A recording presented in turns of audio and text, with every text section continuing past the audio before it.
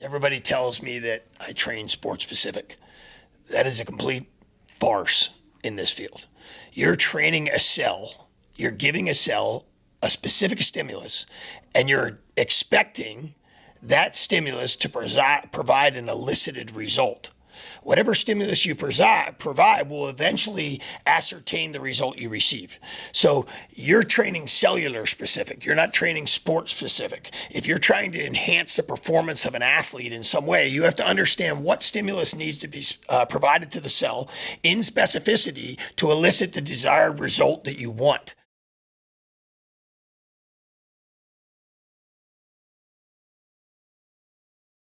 Hey guys, my name is Ross Schilling. I'm the founder of Aeir Therapeutics. We started a new company doing CO2 therapy to deliver recovery and healing. I'm Mike Barwis, founder of Barwis Methods. We run performance facilities around the world, neurological treatment, physical therapy, medical corporations, and professional sports teams in the sports science division around the world. Recovery right now is probably one of the most fundamental areas in sports science, becoming in the average weekend warrior's life. Everybody is understanding that without health in life, you really have nothing. You can have $1 million, you can have $10 million, you can have $1 billion, you can own 20 companies, you can have a nice yacht. But if you're not healthy, none of them are valuable, right? And I think right now, looking for products that are impactful in recovery, in performance, in health and longevity are probably the key areas in the world that people have realized are the most important. And for their families, for their careers, for their health and overcoming infirmities or injuries. There's very few of the companies that I see out there that are actually effective and work. I'll be honest, they sound cool, they look neat, but there's no science to them. Yours is an exception to that. You have found something that is tremendously impactful and within reason for people to afford and apply in their homes, their houses, their lives, their performance in sport, which to me is incredible. We get thousands of companies a year who try to reach out to us to do things, and honestly, normally we have zero interest because they're not effective, and we have integrity, and the people's lives that we work with are important to us, and I have to make sure that what we're doing is impactful. And you guys have figured out a way to do some things that are pretty amazing. So I appreciate that. Yeah, I mean, to be associated with a brand that you built and the types of people that you work with, like that's what we were looking for, to get exposure through a scientific side to this high performance from the neurology side to the PT side to the pro athlete. We all want the pro athlete, but some of the clinical care side that you guys are doing was really exciting of a place for us to work with, where we could see if we can really make change rather than just work with a young, healthy 24-year-old. That's always good to drive performance. But yeah, when I was looking down recovery, it's talked about a ton, but you go into the biggest facilities in the world and it's pretty much compression, ice, and heat. And then we use these modalities in different way. We do body work in different ways. We're kind of going into a little bit more of we can cause the injury, but how do we actually go through the science of how a wound actually heals, and how can we make impact in a safe way?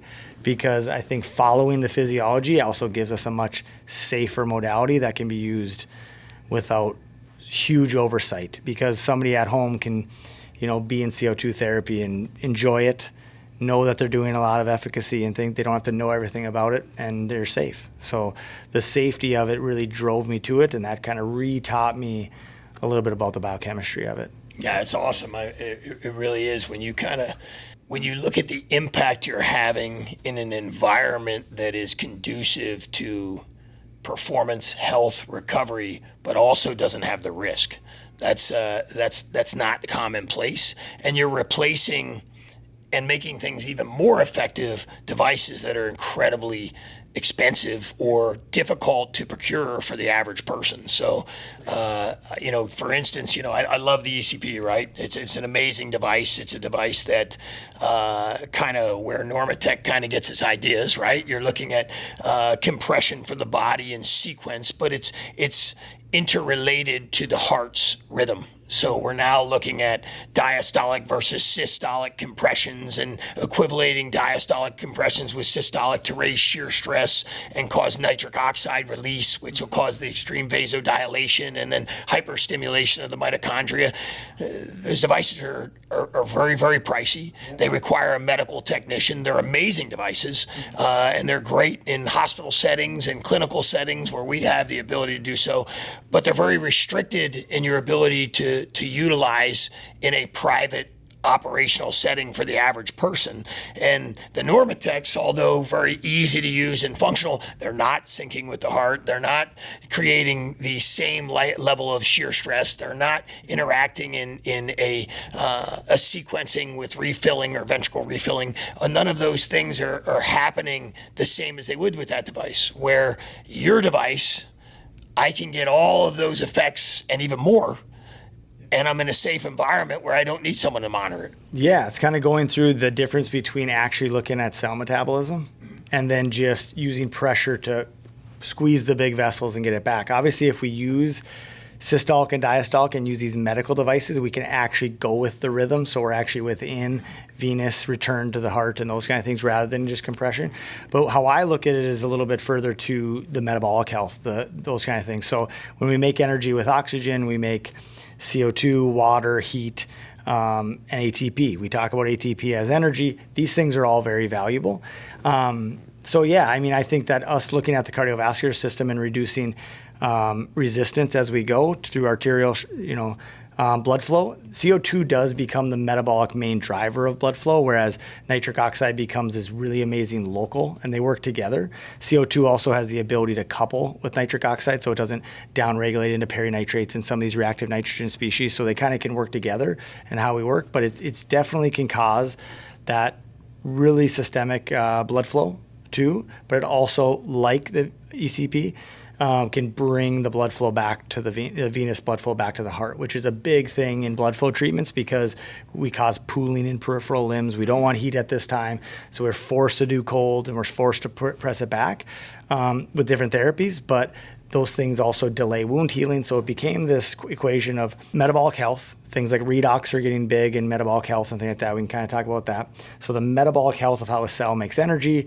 and then we can keep kind of scaling out from there. What causes the vasodilation? If I force oxygen, if I'm going against the physiology, I definitely cause a very extreme vasoconstriction. We do the vasodilation. We talk a lot about the Bohr effect, this ability to raise the partial pressure of CO2. CO2 is the main driver of how we release hemoglobin or oxygen from hemoglobin and actually safely deliver it. A lot of people are familiar with things like oxidative stress, lipid peroxidation, reactive nitrogen species, all these things that are always signaling and they have their role.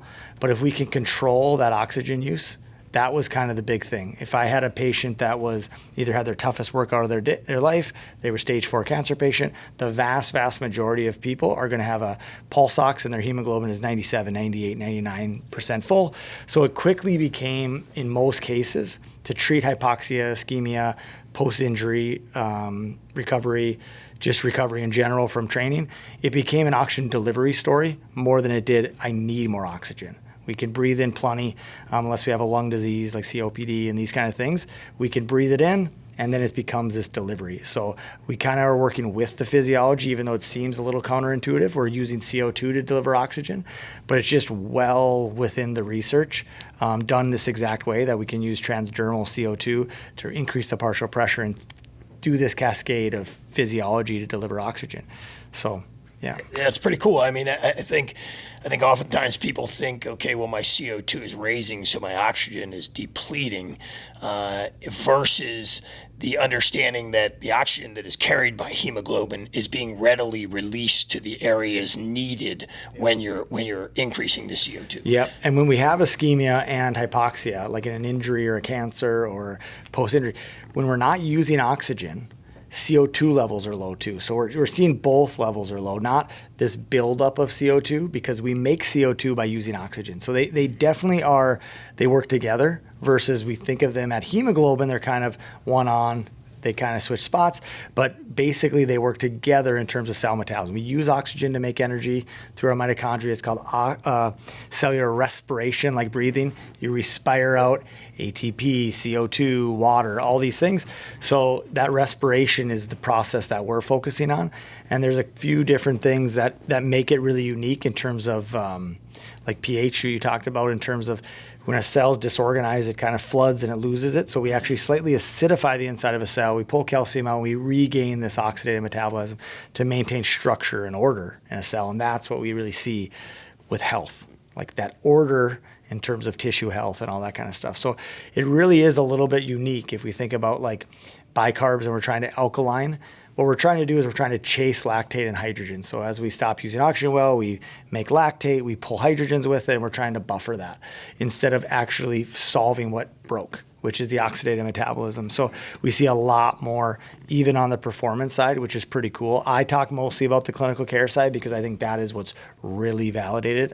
Wound healing, peripheral artery disease, these kind of things. And then we can scale that simple narrative to, micro trauma and training, adaptation to training, these kind of performance sides, but also the performance side of just, lowering peripheral resistance, using oxygen more efficiently. We will see with muscle biopsy studies things like mitochondrial density going up and all those kind of things. So that adaptation is very important, but it is a really cool therapy in terms of using CO2 therapy to use oxygen properly, to make more CO2. It perpetuates its own production, which is pretty unique.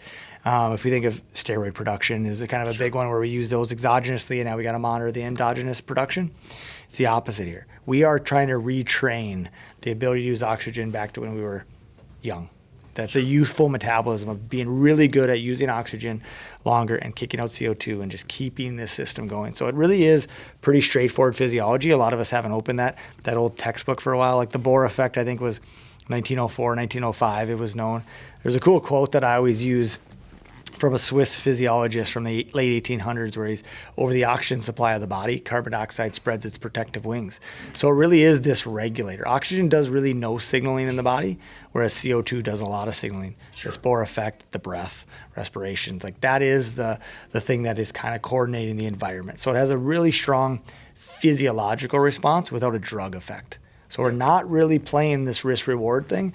We're playing how much efficacy can we get side of things. Yeah, I think another really amazing aspect of that is you can emphasize localized areas, as you talked about respiration. People atypically think of, when they think of carbon dioxide versus oxygen, they look at diffusion over the alveoli sacs and understanding in the lungs how one diffuses from a high concentration to a low concentration. But they're not actually talking about the cellular transfer or the actual focal area that you're trying to create as much of that hemoglobin transport of oxygen to that actual tissue, as well as coordinate a specified nitric oxide release in that area specifically versus more of a systemic approach. Yeah, and that's where we kind of get into, there is use cases for a lot of things.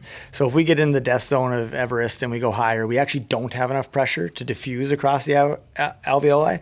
So there is a use case of flow and pressure to get oxygen in versus most states people are in, especially if it's wellness or those kind of things. If we take an athlete that just recovered, the last thing I really want to do is go put them below sea level. Like I am putting them up. I'm getting this good oxygen use, and that's what we want to do. It's the live high, train low philosophy. That's kind of what we want to do. So this is not mimicking the pressure side like hyperbaric or something like that would, or the death zone where we have less pressure, but it is mimicking the way that we use oxygen really well. And you will see that with, red blood cells, hemoglobin, over time, adaptation of mitochondrial density. You're going to increase new blood vessels, so angiogenesis, and you're going to do that without raising hypoxic inducible factor. We're not creating a stress of the cell to do it. We're just really good at using oxygen, so why not perfuse it better? And it can be co-managed with a lot of things in terms of like, medications and supplements and like that. I always think of like chronic infections, for example, like prostates, bladder, sinus, these kind of things. I'd always over the last decade, use different CO2 therapies to drive. I can use much less antibiotics and perfuse to that area, and I can get this chronic infection to really knock down and not turn it into like the way I am, like I get chronic sinus infections or I get chronic prostate infections or these kind of things. So those are kind of just another use case where you see that perfusion, oxygen delivery, and then also the medicine delivery or supplement delivery or whatever it might be. Because blood flow isn't just for oxygen use, it is for fuel and nutrients and those things. So that's why I always kind of like, for example, hyperbaric, when we really get under that much pressure, we definitely vasoconstrict significantly, 20 to 40% in the brain. So that lower cerebral blood flow with a lot of diffuse oxygen creates a redox problem too. So the whole, like, we'll give you more oxygen to make more energy, but there's a lot of nuance to physiology. And you kind of want to stick with it. Not that there's not a use case for it, but we don't need to play that risk game the vast, vast majority of time. So that's kind of what my view is. No, I agree with you. I think there's, for us, we deal with a lot of extremes, right? So we deal with the people with the most extreme infirmities, and we deal with the highest performers. And when you attack something from a cellular level, you're impactful in all, right? And I think that's, we have TBIs, neurocognitive disorders. We have people with CP. We have people with MS. We have people who have recent injuries in physical therapy or spinal injuries for chiropractors or, highest performing athletes in the world. All of those people are going to benefit from the opportunity to effectively increase the function within the cell versus a randomization of an attack that is not going to address the specificity of the problem.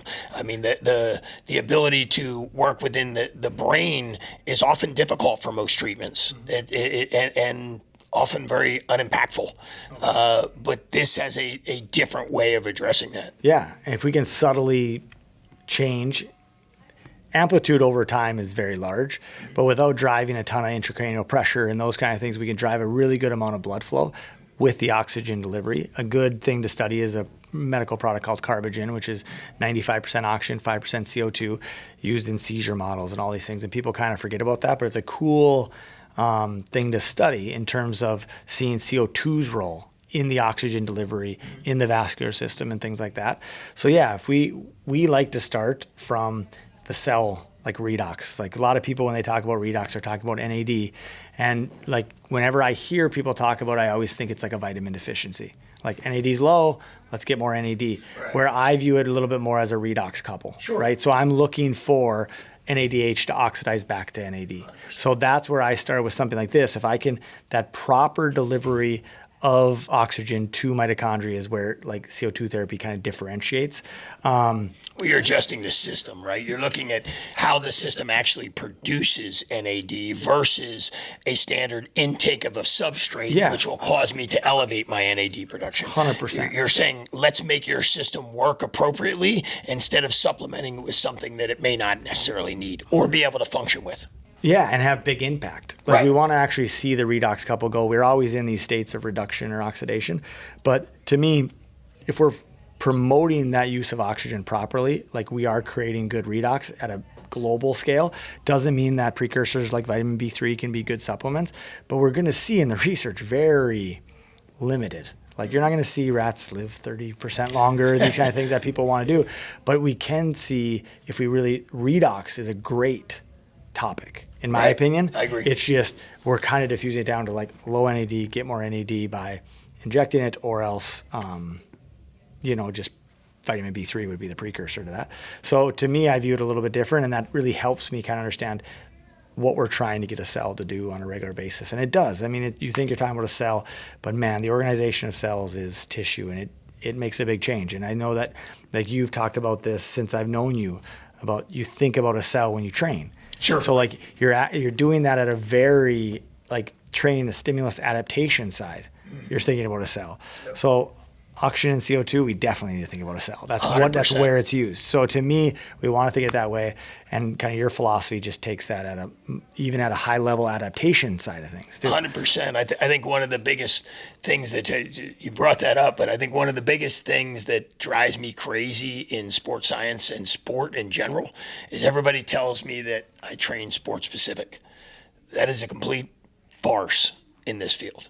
You're training a cell. You're giving a cell a specific stimulus, and you're expecting that stimulus to provide an elicited result. Whatever stimulus you provide will eventually ascertain the result you receive. So you're training cellular specific. You're not training sport specific. If you're trying to enhance the performance of an athlete in some way, you have to understand what stimulus needs to be provided to the cell in specificity to elicit the desired result that you want. That's what performance really is. It's not, and if I can't identify what's happening with the cell or what I need to provide it to make that change, whether it's neuromuscularly, it's neuro, it's cardiovascularly, I can't really design or amplify the magnitude of the impact that I have on the athlete because I'm not actually worried about their anatomy and physiology. I'm just worried about what a drill looks like. I'm worried about how a performance session looks. Does it look like a sport? I don't care if it looks like a sport. I need it to adapt me to play the sport. And that means I need to understand the cells I'm working with, the systems that I'm working with, and how to apply what I do, which is so amazing about what you're doing.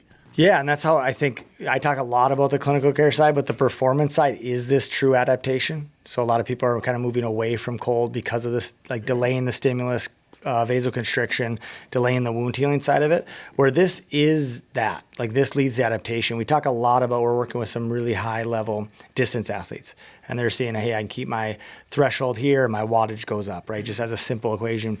Then we start to think of things very like, well, that's a distance sport thing. But the stimulus that you choose to decide, you versus their coach, we are just the adaptation. We're just helping that adaptation, actually, which is a generalized thing of from wound healing to performance to like that efficacy or efficiency, I should say, of that is all we care about. You are the expert that designs the stimulus for, let's say it's a power athlete or whatever it be. So I don't shy away from the distance athlete or the 100-meter sprinter. The marriage is the amazing thing, though, because now you say, and that's where recovery, everybody says recovery is so important. It's only important if you know the stimulus you're providing and the fatigue quotients that are associated with that stimulus and or the degradation or replication, whatever is happening inside the anatomy, and then understand what recovery modality is appropriate for me to solve this, making me adapt at a more rapid rate or recover at a more rapid rate or enhance the biochemical reactions that are happening inside my body. All of those factors are really what elicits the result, not just randomization of application. No, I totally agree. Yeah, and I think the cool part for this is it's pretty unique. I can get into a sleeping bag, more or less. Yeah, I mean, it's a suit, but it's kind of a sleeping bag, right? I can zip it closed and remove as much of the oxygen that's present as possible from that, and then reassert a volume of CO2 into it, and then I can transdermally via the paste or the lotion actually emphasize the regions of the bodies that I want to focus on while attacking the others, maybe not quite at the transdermal absorption level of the areas that I focused on with the paste and or the lotion. But those types of things to me allow me to feasibly understand where I'm attacking, how I'm attacking, and how to shift something through a transdermal barrier so that my body has effective biochemical change. For sure. Anything you're doing through the skin, there's good reason to be skeptical of, is it, the physiology can be really nice, but is it actually getting to where we want it to be? The thing about CO2, in contrast to, let's say, oxygen, is oxygen, we need the pressure because they're not very soluble in water, not very soluble in lipids. CO2 is very different on that end. When you talk about the hydrogel, so what we're creating with the suit is just a sealed space to be in. We're not using pressure to go in. It will dissolve through the skin. Time becomes a dependence. Well studied out of Japan, where we can use this very specific hydrogel that creates basically a reservoir that we can dissolve the CO2 in. It increases absorption about 3x, so we can be very targeted. If it's a workout heavy on the quads, we can target the quads for DOMs and these kind of things, but also an injury. We can actually say, get into a PT clinic, we're working on your knee or your foot or your fracture or your high ankle sprain or your post-surgery. We can kind of really look at focusing on getting the most clinical efficacy as possible. And that's where the hydrogel, so a water-based gel that goes through, whereas the paste, the CO2 Renew paste, actually is dehydrated acid and a base, absorbs in, generates the molecular CO2, and now can freely go do that very similar mechanism. Much more local, but we can perfuse out bruises really fast, help healing. Got studies directly on this paste when it comes to fracture and muscle biopsy and things like that. So it's a really cool way, and it's just thinking about that physiology a little bit different. But whenever you're taking something through the skin, you kind of do want an explanation of how that works, because not everything freely just passes through the skin. But yeah, pressure will help a little bit, but we can create this cool thing where somebody at home in their 80s or can pop in it, watch a Netflix show, and they're getting that type of therapy at that level that we're kind of saying, hey, this can be as impactful as really any therapy out there, but we can do it in this setting, which has been really cool. It's why I was attracted to it a lot too. So it went from wound healing and science to now how do we actually use this? Like, how do we use this in a normal space that somebody, either a high-performing athlete or somebody coming back from chronic fatigue syndrome, whatever it might be, can be comfortable in their own space and use it when they don't have to go to the clinic setting all the time. I think I think transdermal medicating has grown with things like essential oils, people understanding that certain essential oils are effective and have impact. And I think for years, everybody thought there was an impossibility there, right? The permeability wasn't accommodating, and that the human anatomy really didn't effectively absorb in areas. And now we've got, different, testosterone-related creams that people use, to essential oils, so we are familiar that the skin is a permeable surface that allows and accommodates effective healing if the appropriate substances are applied to it. Yeah, it's a good barrier, but we all know bad things can get through there too. But yeah, steroids are very lipid soluble. They can get through the skin and do those, and we can make really cool vessels for it to get through, usually another lipid-based thing. But yeah, the cool thing about this, it was the paste itself was developed in Japan. Partner, really smart guy, studied CO2 therapy in all of its forms for about 35 years. And, we can put other drugs in there, but we're trying to stay away from any drug effect because we're just looking for that physical. We want the cleanest product possible. And by dehydrate, it has no preservatives, no anything like that. But his patent is really around the ability to absorb these larger molecules, because bicarbs are a large molecule. So when we keep in a bicarb type cream for performance, we're really having a tough time getting that large ionized molecule through the skin. And when you dig a little deeper into the science, there really probably isn't much absorption in terms of actually seeing benefit, to where this is, we can absorb early the water inside the tissue. And now molecular CO2 has a little bit different. It's kind of the new evolution of that type of thought process.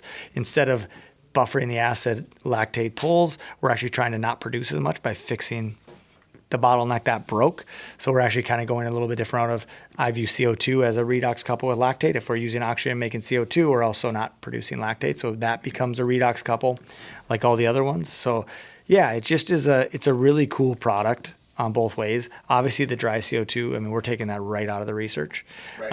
And the paste is another cool way to do it. And it has different use cases that overlap in a similar scientific story, but we can use them together to treat things like fracture or post-surgery or skin or all those kind of things. And then we can, treat them independent. Some guy can have a paste in the bag.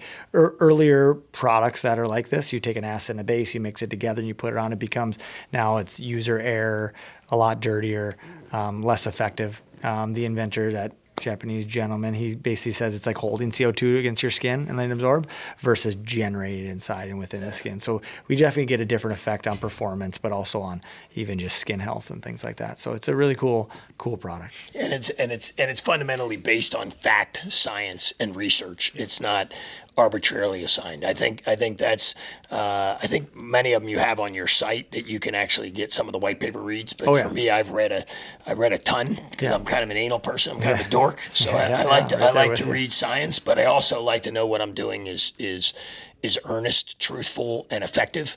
And the reads are fantastic. The research has been done. I just don't think anybody's really figured out a way to apply it in the way you have, which is really cool. And I think not only is it a cool product, it has a great impact with a great scientific background coming from someone who started with an integrity of trying to help people, which is what it's about. When you start with the integrity of being impactful in people's lives, you have the greatest opportunity to do so, in my opinion, because you're not skewed with the money or the chase or the other aspect. You're skewed with, how do I make people's lives better?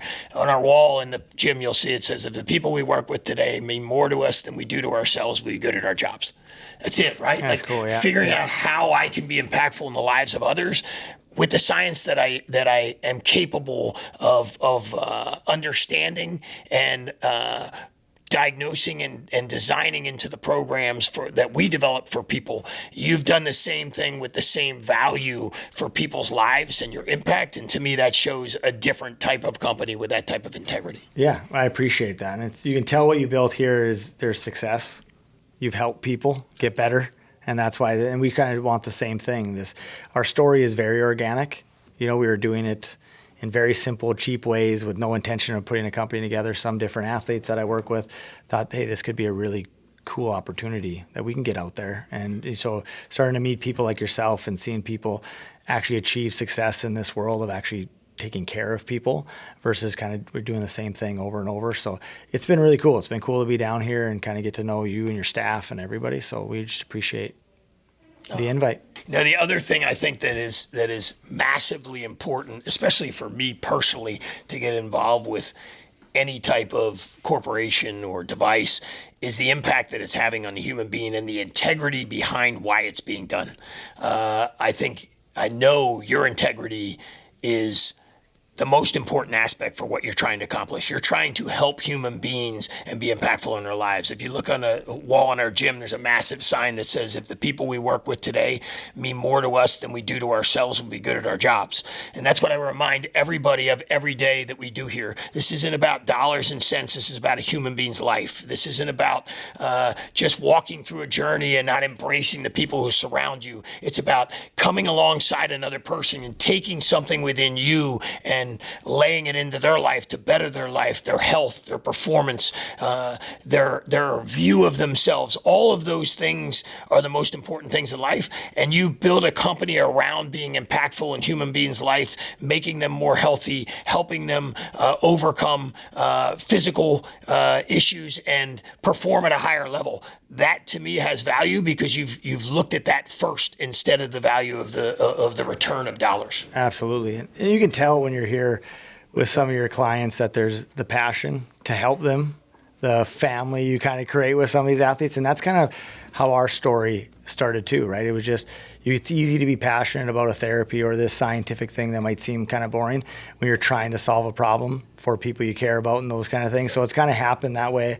And these are the same people that are involved with this company, and it's happened really organically. I mean, I've been doing this therapy for a decade with no intention of ever being like a business. I mean, I don't really have too many connections in the world, but it's been cool to have some people that have used it, see it, believe in it, it's authentic, and then saying, hey, maybe we can do something here as a company. Yeah, so it's been kind of cool. It's genuine in that I've had the calls with you at 9, 10 o'clock at night. I understand that, hey, look, I'm dealing with this client, and what is your history involved with this type of client, or what previous instances have you been exposed to that have been impactful using the suit for these types of either athletes or people with infirmities? And it's an immediate response, right? The phone's picked up. Yeah, you're excited to talk about it. You can feel the genuine concern for people who walk this earth. And to me, that is the substance of anything that's done well. If we understand that the priority is to impact people and human beings before we leave this planet, we're doing it the right way. When we don't, we're doing it the wrong way. And I think even me personally, it's pretty hard to convince me to use a device on myself until I really understand the integrity and the science. And I had a patella tendon tear, which I usually don't share any things about my physical history, but I did have a patella tendon tear and also a rectus femoris tear that I was dealing with that were pretty significant. And I don't let anybody know. I show up at work, kind of walk through it, grind through it, limp through it, and tough it out for the guys, because my job is to make sure their day is what it needs to be, not my day. I take the pain so that I can make sure their day is everything that I was supposed to provide for them. And I got into the suit. I actually, put the gel on my knee and thought, well, we'll see what this actually does. Is it going to be helpful? I don't know. It was right at the beginning after reading and understanding the science, and I'm like, it's safe, it's effective, let's see what happens.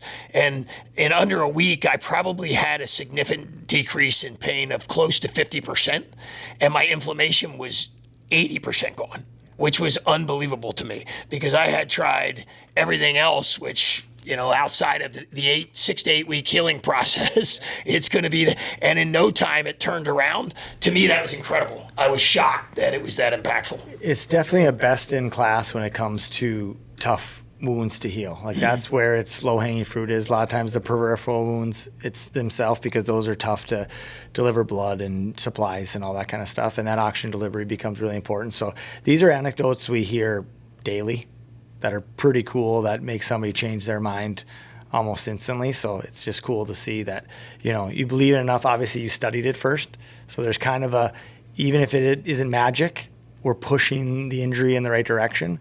But we do see a lot of anecdotes that are pretty impressive. And I try to stay like that one we can talk a little bit about, because it's the clinical care side, the wound healing side, which is well studied.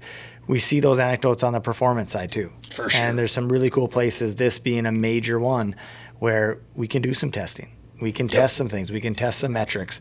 We can make it unambiguous that this is kind of helping performance. 100%.